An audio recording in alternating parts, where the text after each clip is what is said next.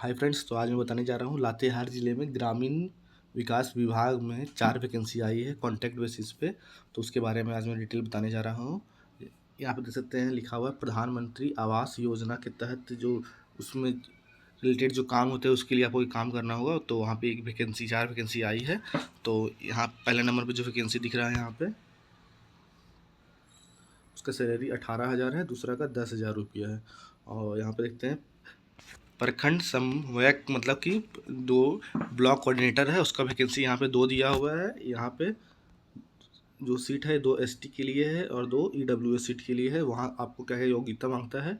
योग्यता है यहाँ पे मान्यता प्राप्त विश्वविद्यालय या संस्थान से rural management cooperative management social work में स्नातक उत्तीर्ण एवं 1 वर्ष का कार्य अनुभव यानी कि 1 साल का एक्सपीरियंस चाहिए। ये डिग्री के साथ ही साथ किसी भी यूनिवर्सिटी से आपको ग्रेजुएशन का साथ साथ 1 साल का किसी भी इस क्षेत्र में आपका अनुभव होना चाहिए दोनों के लिए। और सेकंड नंबर में लेखपाल सह कंप्यूटर ऑपरेटर यानी कंप्यूटर ऑपरेटर के लिए उसमें भी 2 वैकेंसी है। साथ ही साथ इसमें भी एक एसटी के लिए और एक ईडब्ल्यूएस के लिए वैकेंसी है, जिसमें कि आपको इंटरमीडिएट पास होना चाहिए कॉमर्स के साथ ही साथ आपको डीसीए प्लस कोर्स होना चाहिए और 6 महीने का कहीं एक्सपीरियंस होना चाहिए, यहाँ पे दिया हुआ है। तो अगर आप इस चीज़ के लिए आपके पास सारी डिग्रियां हैं या आप इतना एक्सपीरियंस है तो आप इस चीज़ के लिए अप्लाई कर सकते हैं। लातेहार ज़िला में है और आपका आवेदन का तिथि 24/6 से लेकर 9/7/2026 तक 5 स्वीकरणीय होगा। यानी अप्लाई करने के लिए आपको यहाँ पे ये लिंक दे दिया गया है। ये लिंक देख लीजिए, apply.rdd.jharkhand.gov.in पर केवल होगा, यानी कि ये ऑफलाइन नहीं होगा।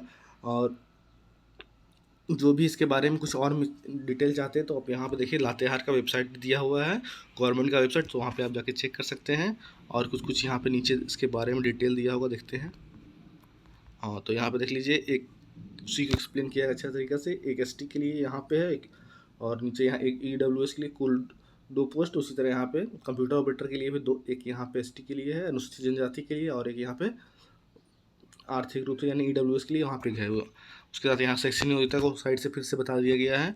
और उसके जो अध्यक्ष होंगे से उपायुक्त होंगे, उप विकास आयुक्त होंगे, सदस्य होंगे, निदेशक डीआरडीबी सह सदस्य सह संयोजक और साथ में से जिला सूचना अधिकारी सदस्य होंगे। अनुसूचित जाति जनजाति के लिए नामित उपायुक्त द्वारा मनोमामित प्रतीक ये सब 5 वहाँ बैठेंगे।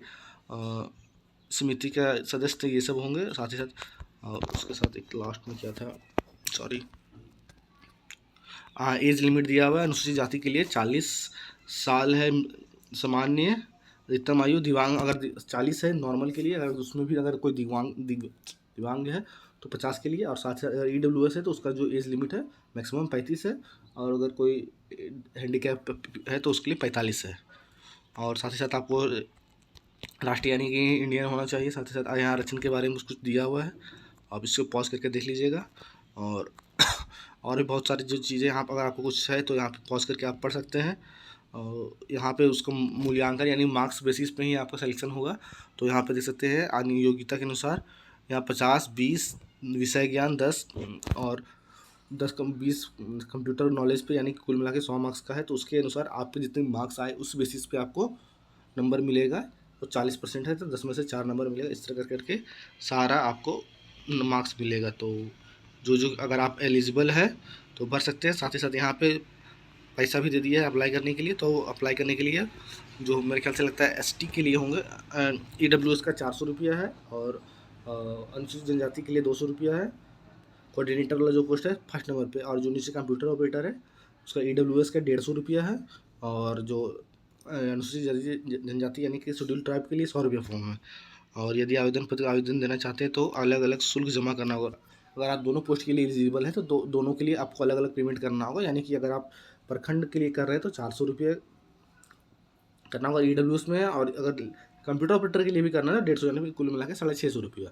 उसी तरह आप अगर अनुसूचित जनजाति में आते हैं तो उसका 200 रुपया और यहाँ 100 रुपया यानी 300 रुपये दोनों अगर करेंगे तो ये है। उसके साथ साथ कुछ यहाँ नियम एवं शर्त दिए हुए हैं। तो थैंक यू, चैनल को सब्सक्राइब कर दें और वीडियो में लाता रहूँगा। Thank you.